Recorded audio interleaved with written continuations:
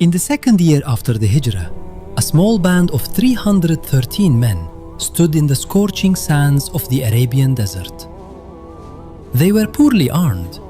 They had only 2 horses and 70 camels. Marching toward them was the elite army of the Quraysh, 1,000 heavily armored warriors determined to wipe Islam off the face of the earth. By all human logic, the Muslims were marching to their absolute destruction. But this was not just a battle of swords. This was the Battle of Badr. For over a decade, the Muslims had endured relentless persecution in Mecca. They had been tortured, starved, and forced to leave their homes, seeking refuge in the city of Medina.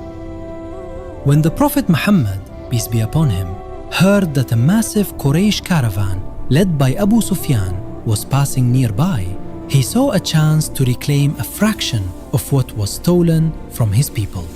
But the caravan escaped.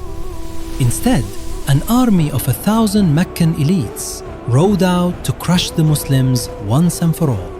The believers were faced with a devastating choice: retreat and show weakness, or stand and fight a vastly superior force. The night before the battle, fear naturally weighed heavy on the believers. But Allah sent down a calming rain. It made the sandy ground firm beneath the Muslims' feet, while turning the enemy's camp into heavy mud. Inside his tent, the Prophet raised his hands in deep, desperate prayer, pleading, "O Allah, if this small band of believers perishes today, there will be no one left on earth to worship you." Morning broke. The duel began. Steel clashed against steel. The Quraysh fought with arrogance, but the Muslims fought with an unbreakable conviction. And then the tide turned. The Quran reveals that Allah answered the Prophet's prayer by sending down thousands of angels, rank upon rank, to strike fear into the hearts of the oppressors. Against impossible odds, the 313 emerged victorious.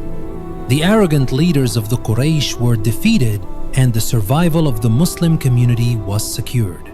It was a day that changed the course of human history, the day the truth was clearly distinguished from falsehood.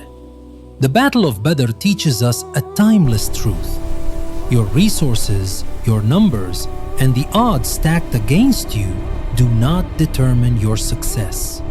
When your intention is pure and your tawakkul, your trust in Allah, is unbreakable, He can turn your greatest disadvantage into your greatest victory.